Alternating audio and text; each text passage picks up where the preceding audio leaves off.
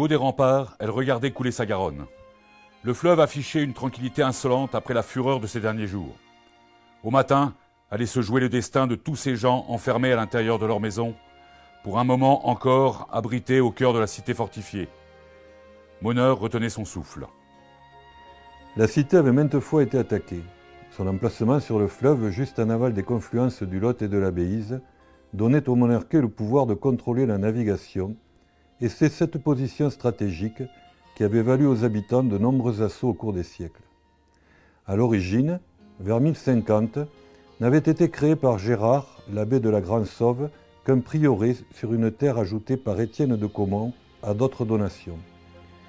C'est d'un conflit entre l'abbaye de la Grande-Sauve et celle de Saint-Sevé que Gérard aurait décidé de bâtir une chapelle sur la terre de Magnior. Malgré l'opposition d'Arnaud d'Estias, abbé de Saint-Sevé, des maisons vinrent s'installer autour de la chapelle et Magnior devint un prieuré auquel fut attribué les dîmes de Saint-Christophe. Ce prieuré fut le berceau d'une bastide. En 1286, Guillaume de Pin et Vital de Loupiac reconnaissaient tenir du roi d'Angleterre, suzerain de la Genée, le château de Moneur. La cité connut par la suite les affres d'une guerre contre l'Angleterre qui allait rester dans l'histoire comme la guerre de 100 ans. Philippe VI de Valois envoya en 1346 en Guyenne son fils le prince Jean pour contrer les appétits féroces de Derby qui, au nom d'Édouard III, roi d'Angleterre, faisait de faciles conquêtes en Agenais. Il reprit Moneur aux Anglais, mais échoua devant Aiguillon. Moneur souffrit encore par la suite des vicissitudes de la guerre de 100 ans, mais connut aussi la peste noire, la chevauchée du prince noir, les patients efforts de Charles V, la folie de Charles VI, et enfin la libération par Charles VII et ses valeureux capitaines, Laïre et Pothon des Entrailles. De ces péripéties, la cité sortit très éprouvée, et le dernier prieur, Dom Brioude, n'avait à donner au curé de Moneur que 1300 livres par an sur les dîmes perçues. Cette histoire, elle l'avait en mémoire. Elle était passée par le bouche à oreille de génération en génération, car sa famille n'avait jamais quitté ces lieux. C'est son grand-père, au coin de l'âtre, qui lui avait raconté, alors qu'elle était enfant, les 1000 anecdotes qu'il avait héritées d'une lignée de pêcheurs ancrés au bord du fleuve, qui rythmait la vie de tous les habitants de la cité. C'est aussi de son grand-père qu'elle tenait le récit du premier heurt notoire dû à la difficulté déjà de coexister pour les catholiques et les protestants. La Réforme avait fait des adeptes dans la cité et le curé de Moneur se plaignit au Parlement de Bordeaux le 14 octobre 1560 d'une agression dont il fut la victime. Après avoir fait son service divin un jour de dimanche, aux environs de 10 heures du matin, il fit fermer les portes de l'église suivant les arrêts de la cour afin qu'elles ne servent d'abri à des prédictions prohibées pouvant séduire le peuple. Ce faisant, il vit arriver un grand nombre de gens, certains armés d'épées, qui le bousculèrent et bâillèrent à son vicaire quelques coups d'épée dans le dos. Ils les eussent tués s'ils n'avaient cédé la clé de l'église où le ministre qu'ils avaient amené put prêcher par force. Mais l'histoire qu'elle préférait était lorsque son grand-père lui contait le jour de sa naissance. Son père, en plus de sa charge de pêcheur, était le passeur du bac. Le bac était un bateau à fond plat qui servait à relier les deux rives du fleuve et qui donnait lieu au versement d'un droit de passage. Ce jour-là, sa mère était sur le point d'accoucher et il fallait aller chercher l'accoucheuse de l'autre côté du fleuve. Elle habitait à Tonneins-Dessous et avait été avertie le matin. Jean attendait impatiemment d'entendre le son de la cloche que faisaient sonner les personnes en demande d'un passage. Son inquiétude grandissait, parce que Garonne, à cette époque hivernale, était depuis quelques heures en train de monter, et le courant devenait de plus en plus fort, rendant la manœuvre du bac de plus en plus périlleuse. Quand le tintement se fit entendre, l'homme se saisit de l'aviron et partit lutter contre les flots pour une traversée qui s'annonçait des plus compliquées. Pendant ce temps, Marie voyait les contractions se rapprocher et les fortes douleurs présageaient de l'impatience de ce premier enfant à venir au monde. Les grands-parents étaient au chevet de Marie et tentaient de rassurer la jeune maman en lui contant des histoires pour distraire son attention. Sa belle-mère s'était lancée dans un récit qui retraçait la quête d'une fée à la recherche d'une fleur exceptionnelle qui avait le pouvoir de combler de bonheur la maison qui l'abritait. Pendant ce temps, le grand-père observait par la fenêtre de la maison du passeur les efforts de son fils qui venait d'atteindre la rive opposée. Il embarqua l'accoucheuse et se relança sur les flots pour faire le chemin inverse. À la maison, malgré les encouragements du grand-père qui annonçait l'arrivée imminente de l'accoucheuse et le flot de paroles de la grand-mère, toujours en quête de sa fleur, les choses s'emballèrent tout d'un coup, et après quelques contractions beaucoup plus fortes, Marie poussa un énorme cri de douleur, suivi de près par les petits cris et les pleurs de l'enfant qui venait d'arriver au monde. La porte s'ouvrit avec fracas, laissant le passage à Jean qui portait plus qu'il ne conduisait l'accoucheuse auprès de son épouse. Celle-ci n'eut qu'à constater la naissance d'une magnifique petite fille qu'elle déposa sur le sein de sa mère après avoir coupé le cordon. Marie regarda avec tendresse celle qui avait grandi dans son corps et dit « En ce jour de l'an de grâce du 1er janvier 1600, Dieu a apporté le bonheur dans notre maison. Votre fée, mère, est arrivée à ses fins. Au terme de sa quête, une fleur nous a été donnée. C'est ainsi qu'elle se nommera, en souvenir de ces moments inoubliables. » Son grand-père lui avait aussi relaté les périodes troublées qu'il avait vécues et qui avaient précédé sa naissance. Les murs de la cité avaient vu le passage du jeune roi Charles IX en 1565, qui descendait la Garonne sur le bateau que lui avaient offert les Capitouls de Toulouse. Après l'édit de pacification d'Amboise, en 1562, signé entre Louis de Condé, chef des protestants, et Anne de Montmorency à la tête de l'armée catholique, c'est Blaise de Montluc qui avait été nommé lieutenant du roi en Guyenne, faisant tantôt le doux et tantôt la colère. Il avait maintenu l'ordre dans la province, envoyant impitoyablement à la potence tous ceux, catholiques ou huguenots, qui tentaient de troubler l'ordre établi. Chargé de surveiller Jeanne d'Albret et son fils Henri de Navarre, il ne parvint pas, en 1567, à la reprise des hostilités, à l'empêcher de s'échapper. Elle lui fila entre les doigts et Moneur la vit se faufiler sur la Garonne vers Tonneins, d'où elle gagna La Rochelle, où l'amiral de Coligny commandait l'armée protestante. Puis la cité fut occupée par le capitaine huguenot Marchastel, en route avec 400 hommes pour rejoindre l'armée de Montgomery. Montluc tenta de l'en empêcher, mais celui-ci, par une audacieuse marche de nuit, réussit à passer et parvint à faire la jonction à Grenade-sur-Adour. Lors de la guerre des amoureux, initiée par Henri III, contrarié par la prise de Cahors, le maréchal Biron fut envoyé par le roi avec mission d'imposer une guerre implacable et la plus forte qu'il pourrait. C'est ainsi qu'en 1580, après le mas d'Agenais, Biron prit Moneur avant d'aller mettre le siège devant Gontaut.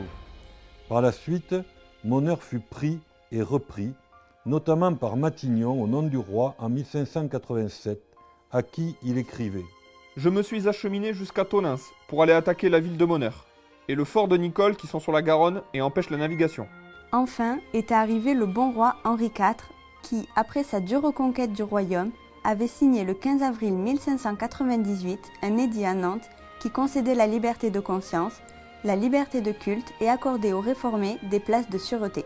Au terme de 30 années de lutte sans merci, le chef des réformés était roi de France. Si l'on alluma des feux de joie à Nérac, le Parlement de Bordeaux n'enregistra avec réticence l'édit de Nantes que le 8 février 1600, et mon grand-père assurait que c'était là le premier signe du bonheur, promis lors de ma naissance un mois plus tôt. Catholiques et protestants recommencèrent à vivre en bonne intelligence partout, et surtout à Moneur qui était devenue une des places de sûreté accordées aux réformés.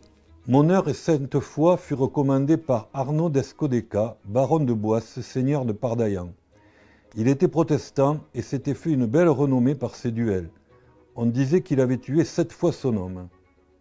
Les Moneurquais réapprirent la confiance auprès d'un tel gouverneur qui s'attela dès sa prise de fonction à renforcer les fortifications de la cité. Ils portèrent aussi un vif attachement au bon roi Henri.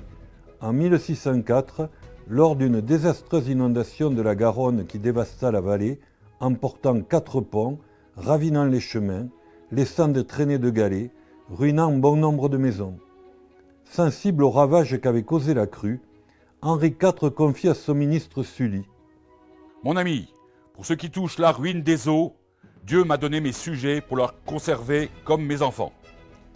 Que mon conseil les traite avec charité, qu'on les secourt de tout ce qu'on jugera que je pourrais faire. » Une telle empathie pour les jeunes du peuple lors de ces dramatiques débordements ne fit qu'accroître l'attachement qu'on portait à ce roi qui avait rendu la paix à son pays. Aussi, lorsque la nouvelle de l'assassinat du roi à Paris par Ravaillac parvint à Agenais, l'émotion parmi les gens du peuple et notamment les protestants, fut considérable. Sully sentant déjà qu'il allait être écarté, prédit « La France va tomber dans d'étranges mains. » Chacun craignit très vite que les guerres de religion allaient repartir et des dispositions furent prises dans toutes les places de sûreté qui renforcèrent la garde, craignant voir arriver les troupes en armes. Le duc de la Force, envoyé par Sully en Irak, approuva ces mesures de sécurité et recommanda de ne pas relâcher la vigilance. Lors du sacre du jeune roi Louis XIII à Reims, s'il confirma les dispositions de l'édit de Nantes, ses propos lorsqu'il jura d'extirper l'hérésie ne manquèrent pas d'inquiéter encore plus le camp des réformés, d'autant que personne n'ignorait l'influence des jésuites et du parti espagnol sur la reine-mère devenue régente. Monsieur de Rohan, gendre de Sully, lors de l'Assemblée de Saumur en 1611, contribua au renforcement de l'organisation militaire des protestants qui affirmèrent leur détermination à se défendre. Le prince de Condé, nommé gouverneur de Guyenne, était catholique. Il vint à Agen puis en Irak afin d'asseoir l'autorité du jeune roi. La reine Margot était morte le 27 avril 1615. La jeunée qu'elle possédait avait fait retour à la couronne. Partout, comme à Tonneins, lors de l'Assemblée provinciale du 26 août, les protestants prêtèrent solennellement le serment d'union des églises réformées, s'engageant à défendre leur foi et les places de sûreté qui leur avaient été accordées. La régente organisait le mariage du jeune Louis XIII avec l'infante Anne d'Autriche et celui de sa sœur Élisabeth de France avec le prince des Asturies. Ceci, au-delà d'inquiéter les réformés, rencontra l'opposition du prince de Condé, de Mayenne qui lui avait succédé comme gouverneur de Guyenne, du duc de Bouillon et de tous ceux qu'on appelait les mécontents, qui n'hésitèrent pas à s'allier un temps aux protestants, cherchant à soulever l'opinion contre les autorités légitimes. Les troubles reprirent très vite, et alors que le mariage du roi devait être célébré à Bordeaux en octobre, Pardaillan prit la tête avec M. de la Force de 2000 gens de pied et de 400 cavaliers pour aller assiéger le mas d'Agenais défendu par M. de la Barthe. Le seigneur de Calonge réussit à introduire dans le château 600 hommes qui dévastèrent le faubourg, l'église et le couvent des Cordeliers. Ils réussirent à faire sauter une porte, mais le mas d'Agenais ne put être pris. L'année suivante, Pardaillan, parti de Moneur, attaqua et pilla la garrigue, menaçant les faubourgs d'Aiguillon. Le roi, rentré à Paris après son mariage, allait mettre un terme momentanément aux violences en signant le 6 mai 1616 la paix de Loudun qui accorda aux protestants de substantiels avantages. Ces 16 premières années de ma vie avaient vu alterner des temps de paix et des temps de bonheur, des temps de guerre et de souffrance. Mon père assurait toujours le passage du bac et son métier de pêcheur, ma mère s'occupait de la maison et négociait la vente du poisson. Mon grand-père était mort peu après la grande inondation de 1604 et la grand-mère avait dès lors cessé de conter ces merveilleuses histoires pour à son tour se laisser mourir dans les mois qui suivirent. Moi, j'étais fille unique et mon père qui aurait voulu un fils m'avait un peu élevée comme un garçon. Je n'avais d'ailleurs pas d'amis parmi les filles de la cité, je traînais la plupart du temps avec Hugues. Il était orphelin. Ses parents, protestants, ayant été tués pendant la guerre, il avait été recueilli par M. de Pardaillan et avait échoué à Moneur où il vivait parmi les gens du gouverneur. Nous étions du même âge. Les garçons de la cité le mettaient à l'écart parce que c'était un étranger, comme les filles m'ignoraient parce que j'étais un garçon manqué. Nos deux solitudes s'étaient croisées alors que nous avions à peine 8 ans et depuis la porte de Bordeaux jusqu'à la porte de Montluc, tout le monde avait une anecdote à raconter sur la fille du passeur et le petit orphelin. J'étais très heureuse comme ça, des parents aimants, un compagnon de jeu, un confident tout à moi, c'était le bonheur parfait. Mais un jour, Hugues m'annonça son départ. Monsieur de Pardaillan repartait en campagne et le prenait comme valet.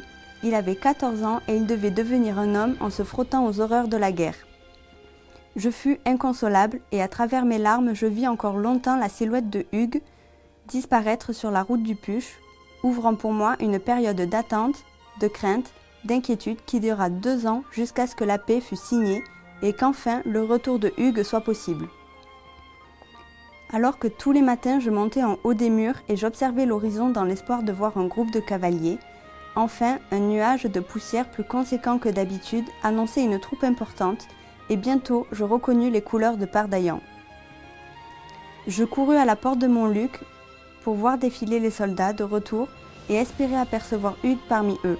Je n'eus pas à attendre longtemps. Aux côtés de M. Pardaillan chevauchait un jeune homme fringant dont le visage s'illumina d'un immense sourire dès qu'il m'aperçut. Il sauta de cheval plus qu'il n'en descendit et me prit dans ses bras pour me planter une bise sur la joue, comme nous le faisions souvent enfants.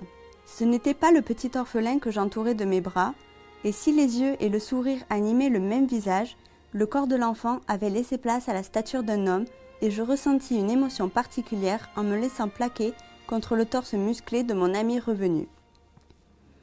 Cette émotion, je compris bien vite qu'elle avait été partagée, car nous ne reprîmes pas les choses là où nous les avions laissées. Nos jeux étaient finis.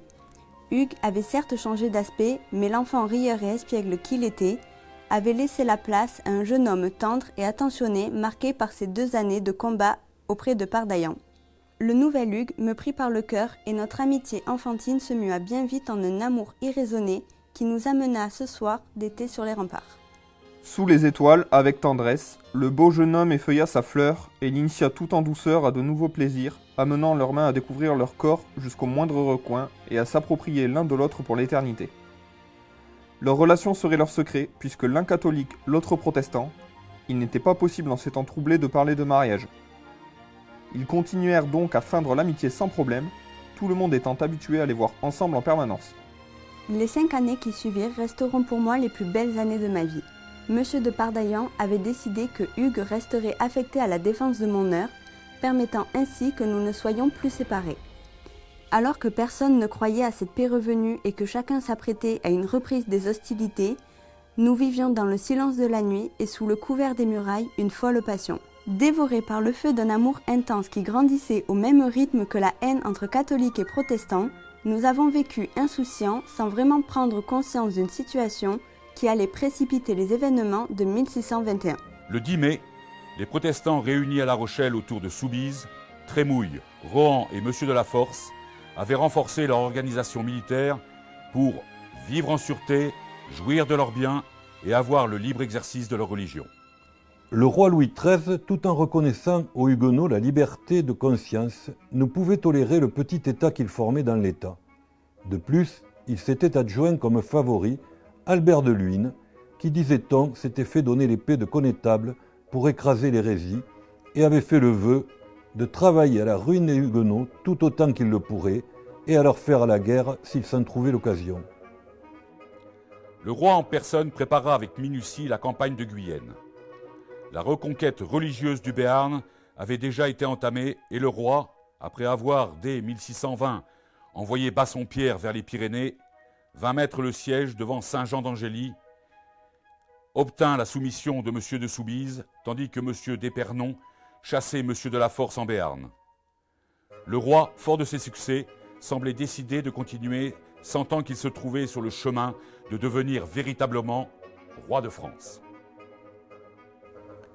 Le 3 juin, M. de la Force et Rohan furent accueillis à la tête de 1500 hommes à Nérac, où les consuls de la ville, malgré leur engagement auprès du roi, ouvrirent les portes aux 2 chefs huguenots qui présidèrent une assemblée populaire dans le temple et prirent le château que M. de la Porte ne pouvait défendre avec si peu de soldats.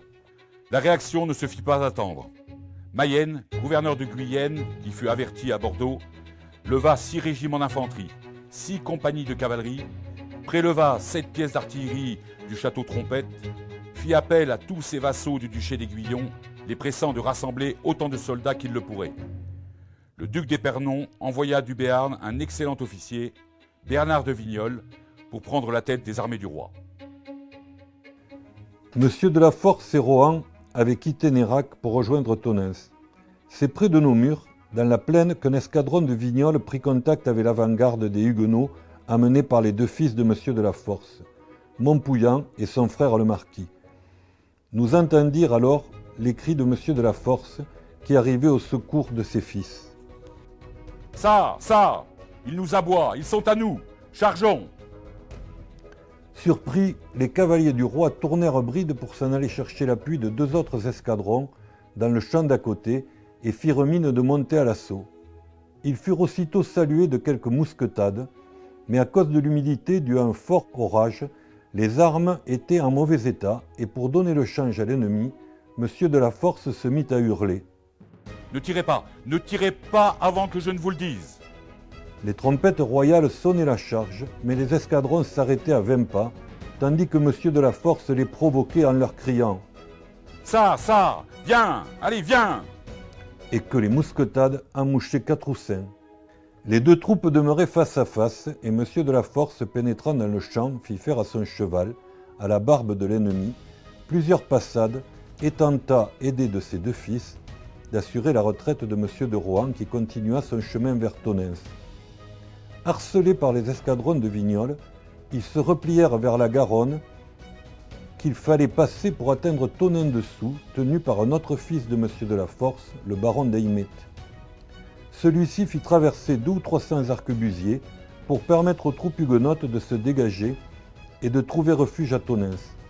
La bataille de Monheurt, qui devait voir les troupes du roi s'emparer des chefs protestants, fut un échec, et nous vîmes l'armée de Vignoles, dépitée, se diriger vers le sud pour prendre Lavardac et les moulins de Barbaste puis Montcrabeau. Pour faire diversion, M. de la Force décida d'attaquer Caumont et son château, jadis possession de sa famille. Il aurait été heureux de reprendre ce qui jadis avait appartenu à son oncle Geoffroy de Caumont. Il partit de Tonneins au point du jour, franchit la Garonne avec 60 hommes en armes, 150 arquebusiers, une vingtaine d'échelles et des pétards. 600 soldats devaient suivre. Pour entrer, les soldats attaquèrent la porte d'une tour à la hache. Le corps de garde fut mis en déroute et les protestants s'engouffrèrent dans la petite ville. M. de la Force laissa le commandement à son fils, le baron d'Eymet, et retourna à Tonneins pour faire provision de munitions et de vivres. Il envoya à Caumont 25 charrettes ainsi que 1400 hommes de pied. Les habitants du Mas d'Agenais tentèrent en vain d'intercepter le convoi. Mayenne s'était immédiatement rendu à Marmande, où il reçut le renfort de 3 régiments et partit sur le champ attaquer Caumont. Les troupes du roi se heurtèrent à une forte résistance et subirent de lourdes pertes. Ils parvinrent cependant à trouver un passage pour ravitailler les assiégés du château, mais le baron d'Eymet s'en aperçut et fit ériger une barricade. Les protestants se retrouvèrent sous les tirs croisés des armées royales qui attaquaient par la Garonne avec des bateaux garnis de gros madriers, de quelques canons et de mousquetaires, tandis que l'artillerie du château les bombardait. Le sort de la bataille bascula lorsqu'un soldat espagnol s'infiltra jusqu'à sous la halle où avait été entreposée la poudre et y mit le feu. L'explosion tua 150 hommes et 200 chevaux et laissa le baron d'Eymet sans poudre et contraint d'abandonner Caumont à la tombée de la nuit pour faire retraite vers Casteljaloux, puis rejoindre son père qui vint le secourir avec 3 régiments d'infanterie et 2 compagnies de cavaliers, traversant la plaine pour passer entre l'armée restée à Nérac et celle de Mayenne. La stratégie de M. de la Force avait échoué, sa diversion sur Caumont était un échec cuisant. Mayenne rejoignit Nérac le 2 juillet pour obtenir la capitulation du vicomte de Castet. Celui-ci avait la charge de défendre Nérac pour les Huguenots, mais les munitions s'épuisant, il fut bien aise que le duc de Mayenne leur propose la capitulation. Surtout que les conditions proposées étaient fort honorables. Aucune représaille envers les habitants, dont les personnes et les biens étaient garantis, et liberté pour ceux qui le souhaitaient de se rendre à Casteljaloux ou à Tonneins. Le 7 juillet, Mayenne investit Nérac et son château. Le 13 juillet, le roi partit de Bergerac pour venir mettre le siège devant Clairac, qui, après avoir fait soumission, avait décidé de résister. Surpris en chemin par un violent orage qui avait fait déborder le Tolzac et la Torgue, Louis XIII faillit se noyer et se trouva contraint de trouver refuge au château de Haute-Vigne, où il passa la journée avant de rejoindre Tonneins pour y établir son quartier général et diriger les opérations contre Clairac. Le siège dura jusqu'au 5 août. La reine et la cour, venues de Bordeaux, assistèrent au bombardement de la ville le 30 juillet. Les troupes royales avaient subi des pertes sévères. La ville fut frappée d'une contribution de guerre de 150 000 livres et 4 habitants furent pendus. Le roi poursuivait sa reconquête. Il coucha le 9 août à Port-Sainte-Marie et séjourna 3 jours à Jeun avec la reine avant de se diriger vers son objectif suivant, Montauban. Montauban était commandé par M. de la Force. Le roi avait été convaincu qu'il ne fallait pas interrompre le cours des victoires. Il établit ses quartiers à Piquecos et décida d'attaquer sur 3 fronts avec Mayenne, le duc d'Angoulême à la tête de la cavalerie, Bassompierre commandant les Suisses et M. de Chambert à l'artillerie. Le 1er septembre, les bombardements commencèrent. Mayenne devait réduire le faubourg de Villebourbon. Malgré une attaque d'une fureur sans pareille, les troupes royales furent repoussées et subirent de lourdes pertes, dont de nombreux gentilshommes, au nombre desquels M. de Villars et M. de Thémines, le propre fils de Mayenne. Le gouverneur de Guyenne fut très affecté par ces événements et, dans un excès de chagrin, il souhaita mourir lui-même. Cette volonté fut prémonitoire, puisque le 18 septembre, il conduisit son cousin le duc de Guise en compagnie de M. de Chambert dans les tranchées pour lui montrer les effets d'une batterie qu'il avait établie, et fut mortellement blessé à un œil d'un coup de mousquet tiré par le second fils de M. de la Force, le marquis de Castelnau. La consternation fut si grande dans les rangs des soldats que le duc de Guise dut rester sur place pour raffermir les soldats démoralisés.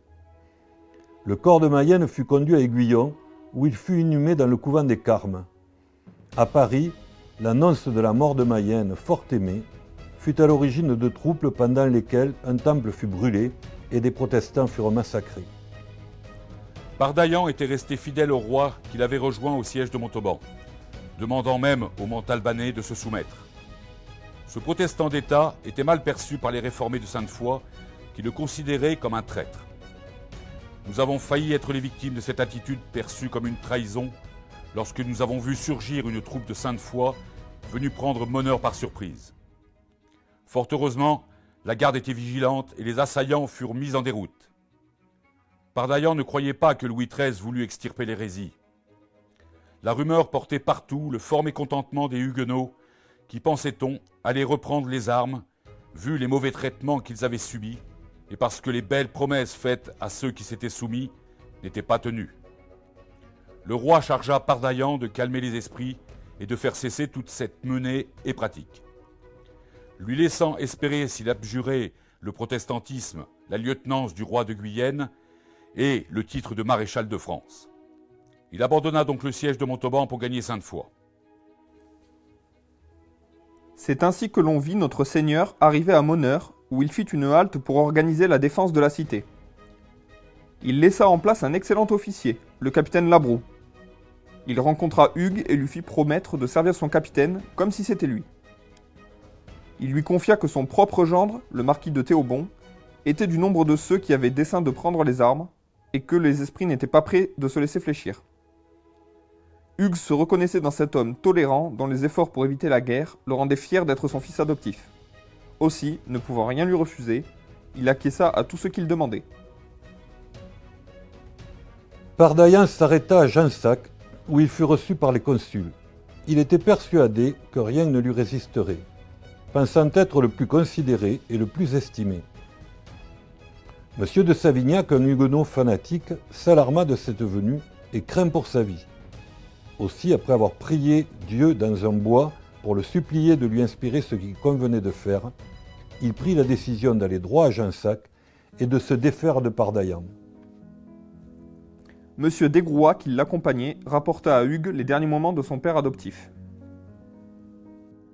Notre Seigneur était dans la maison de l'avocat Noz, en train de rédiger des courriers pour appeler les personnages les plus importants de la région à revenir dans l'obéissance du roi.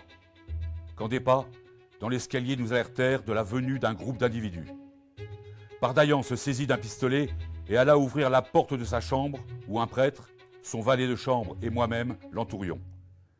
Il se retrouva face à des hommes armés, menaçants, qui lui laissèrent pas le temps de demander ce qu'il voulait. Des coups de feu éclatèrent qui couchèrent d'abord raide mort notre maître, avant de se retourner vers le reste de la compagnie. Le prêtre succomba.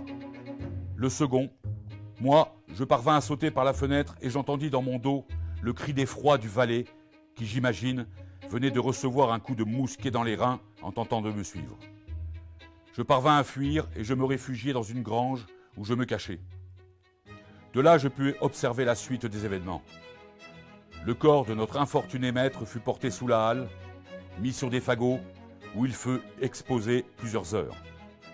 Je vis même M. de Savignac qui se vantait de son succès, être rejoint par M. de Théobon, qui ne se formalisa pas de voir le corps de son beau-père, et se mit à palabrer avec celui qui venait de l'Auxille. Anéanti, je profitai de la nuit pour quitter mon abri et voler un cheval pour accourir, vous porter ces mauvaises nouvelles. Hugues fut ébranlé par l'annonce de la mort de celui qu'il avait recueilli et aimé. Il contint sa peine devant monsieur de Roumega, mais s'effondra dans mes bras à la nuit tombée quand nous nous retrouvâmes seuls à l'abri des murailles. Nous restâmes longtemps figés, Hugues la tête sur mon épaule versant un flot de larmes que je ne pouvais tarir, sachant qu'aucun mot ne pouvait distraire son cœur d'une peine aussi profonde. Pendant ce temps, Louis XIII s'enlisait devant Montauban qui se défendait toujours avec acharnement. Les renforts arrivés des Cévennes et du Languedoc avaient réussi à pénétrer dans la ville. Le roi s'irritait devant l'incapacité et la fatuité du duc Albert de Luynes. L'armée décimée par la maladie et les combats était démoralisée. Louis XIII fut exaspéré de voir l'ambassadeur d'Angleterre Hay venir offrir sa médiation entre le roi et les rebelles. Brusquement, Louis XIII décida de lever le siège. Bien vite, la rumeur circula que les troupes royales descendaient la vallée de la Garonne à la recherche d'une victoire possible pour venir effacer l'échec de Montauban. Depuis Toulouse où il était, le roi avait fait savoir que Moneur, dont la place était jugée plus forte que Saint-Jean d'Angély, ferait l'objet du prochain siège, mais que l'armée poursuivrait sa route si la résistance était trop forte. Les informations parvenaient aux futurs assiégés par les bateaux de passage. C'est ainsi que l'on apprit le remplacement d'Albert de Luynes, malade, par Bassompierre. Le nouveau commandant des troupes royales attirait les jalousies depuis toujours. Beau, spirituel, brave et fastueux, il avait toujours su s'effacer quand il le fallait. Ami très proche d'Henri IV, il avait renoncé à son amour pour Charlotte de Montmorency pour ne pas être en concurrence avec le roi, très épris de la demoiselle. Il avait ensuite accepté une ambassade en Espagne pour ne pas faire d'ombre à Albert de Luynes qui voyait d'un mauvais œil l'ascension de ce rival. Il était toujours resté fidèle à la reine avec une telle assiduité qu'on le soupçonnait d'être son amant. Libéral, magnifique, son faste était légendaire. Ses costumes valaient des fortunes et il avait 600 paires de bottes. Son nom était devenu un surnom. On disait « c'est Bassompierre » pour désigner ce qui était beau, brillant, vif et joyeux. Tel était l'homme qui était chargé de prendre Moneur. Bassompierre commença par demander à la jurate d'Agen 30 000 pains, 600 pelles, 300 pics, des haches, divers outils et de la poudre. Devant la tiédeur de la réponse, il menaça de cantonner ses troupes devant les faubourgs de la ville. Les Agenais se hâtèrent alors d'envoyer les fournitures demandées. Pendant ce temps, M. de Schomberg avait commencé l'investissement de la cité.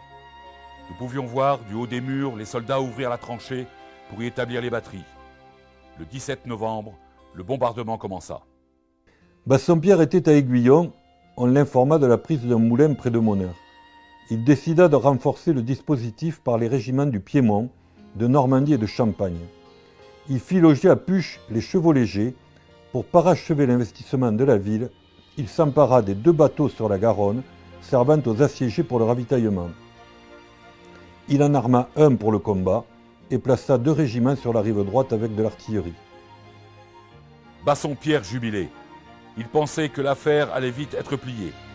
Il écrivit plus tard « Nous pensions que cela allait être un siège que nous allions dévorer sans le mâcher. » Il avait secrètement pris contact avec le fils de Pardaillan qui aurait, dit-on, accepté de remettre Moneur au roi contre 4000 écus. Tout était en place. Il avertit aussitôt Louis XIII qui décida de venir en personne assister au siège.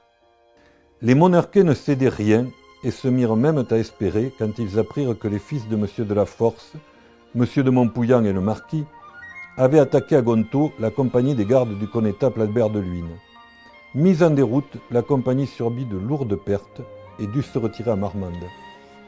La nouvelle leur parvint aussi que Bassompierre avait été blessé lors de l'explosion d'un canon et avait dû lui aussi être transporté à Marmande, dans les faubourgs, en dehors des murs, avec un tintement dans les oreilles, des élancements insupportables et de fortes fièvres. Lors de l'arrivée en grand désordre des survivants de la compagnie du connétable, l'on crut à une offensive huguenote et dans une panique indescriptible, ont voulu mettre à l'abri des murs Bassompierre ses 2 valets de chambre, Dubourg son médecin et le mire que le roi lui avait envoyé.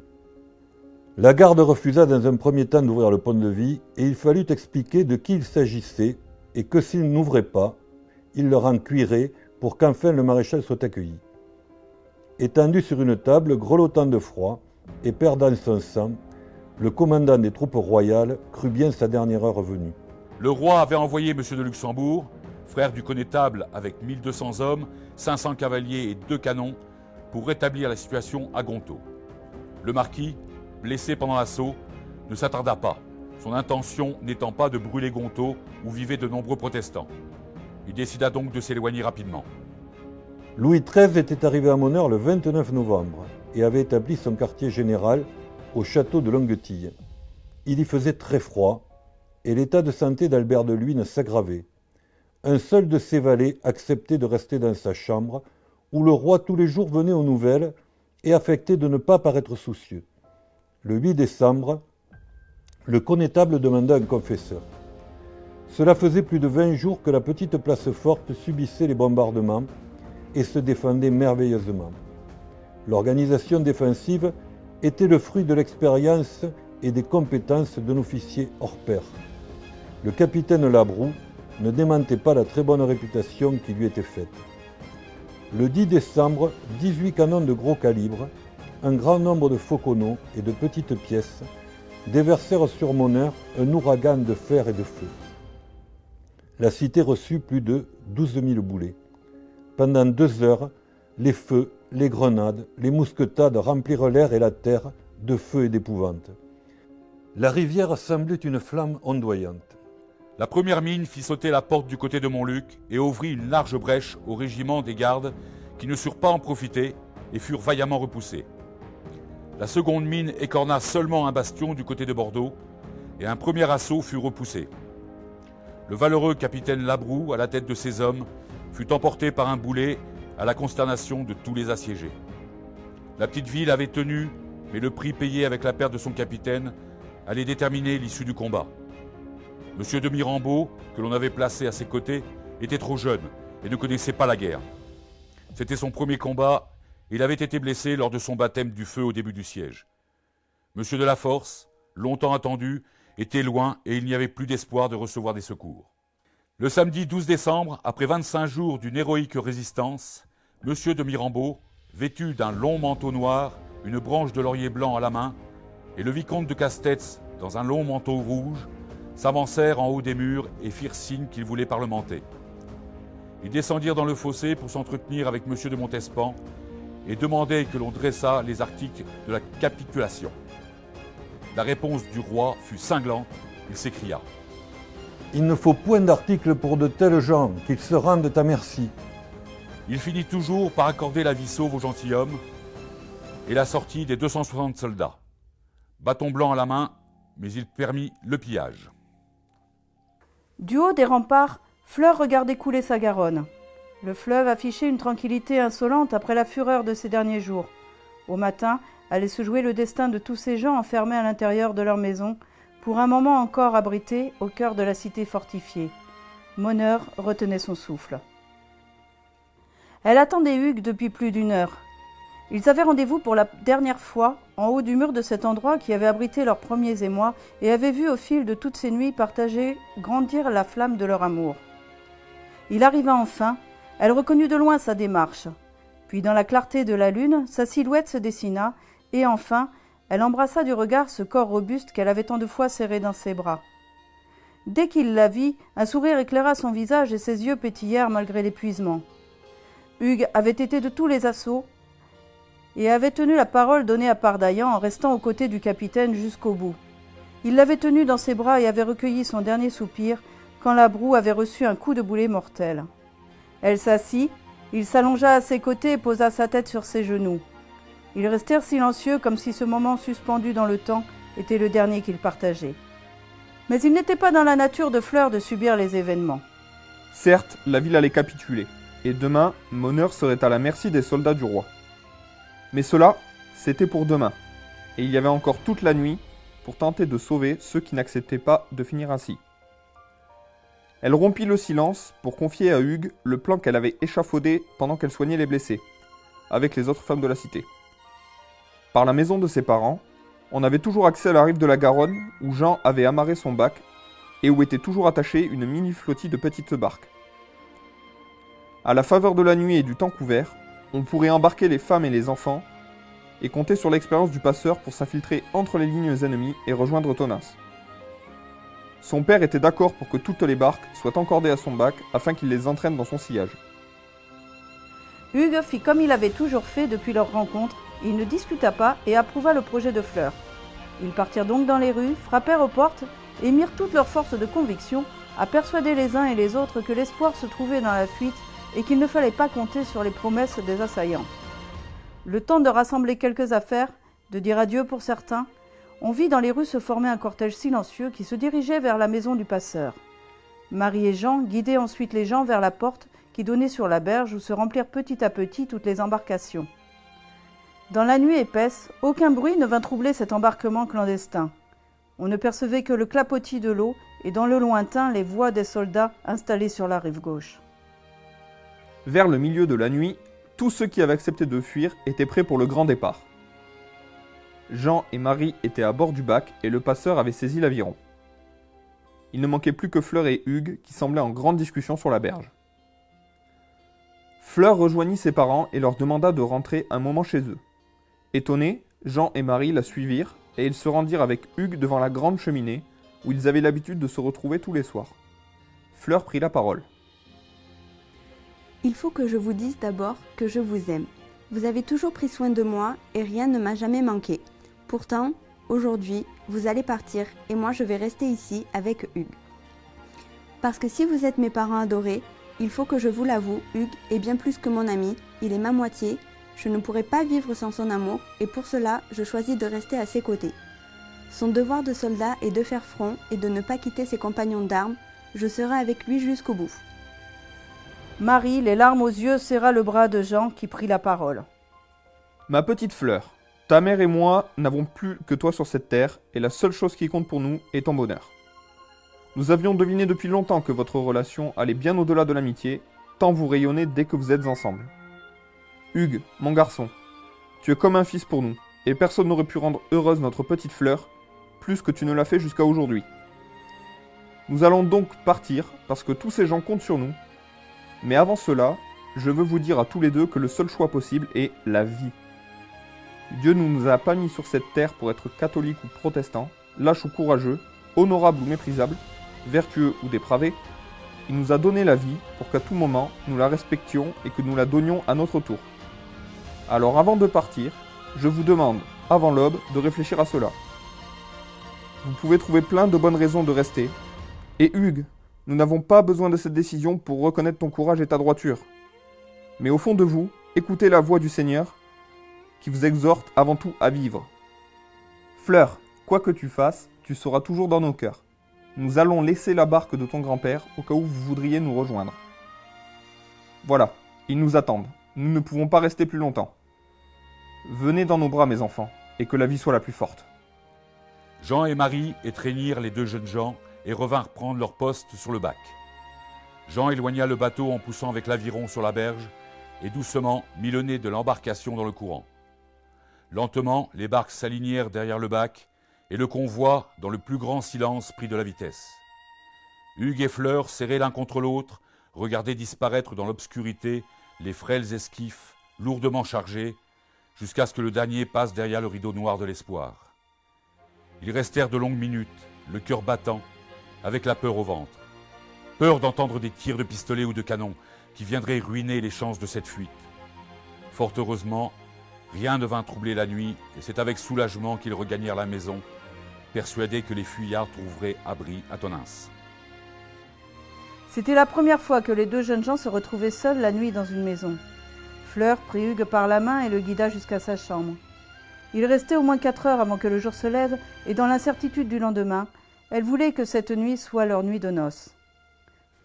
Tendrement, ils se déshabillèrent l'un l'autre et ils se laissèrent tomber au creux du lit et telles les barques qu'ils venaient de voir partir, ils dérivèrent au fil de leur désir jusqu'à atteindre l'ivresse du bonheur. Les bruits dans la cité les réveillèrent. après qu'épuisés, ils se soient endormis dans les bras l'un de l'autre. On était le dimanche 13 décembre. Les soldats, avant le point du jour, se préparaient à quitter la place. Le reste de la population se terrait dans les maisons, espérant être épargné. Fleur contempla Hugues en train de rassembler ses habits. Elle se leva, l'attira vers elle et planta ses yeux dans les siens. Hugues, avant que nous franchissions une de ces portes, je dois te confier un dernier secret. Et après, tu décideras si nous rejoignons les troupes ou si nous prenons la barque. Elle prit sa main et la guida jusqu'à son ventre. Là, sous ta main, une nouvelle vie est en train d'éclore. Je porte ton enfant. Ma grand-mère disait que les fleurs ont besoin de beaucoup d'amour pour faire des graines et donner la vie. Moi, j'ai eu droit à tant d'amour que la vie est venue sans crier garde, et voilà qu'aujourd'hui, cette vie, je te la confie, à toi son papa, pour que tu l'aimes et que tu la protèges. Hugues, planté au milieu de cette chambre, nu comme un verre devant cette femme qu'il adorait, reçut la nouvelle comme un boulet de canon. Un flot de larmes se mit à couler, il s'agenouilla, embrassa tendrement le ventre de Fleur. Aucun mot, aucun son ne put sortir de sa bouche, tant l'émotion l'étranglait. Il se vêtit, Fleur l'imita, il l'embrassa longuement, prit sa main et se dirigea vers la porte côté Garonne, là où la barque du grand-père les attendait. Ils montèrent à bord alors que les premiers cris s'élevaient dans la ville, que les troupes du roi investissaient. Hugues poussa l'embarcation qui s'éloigna dans une demi-obscurité de la berge.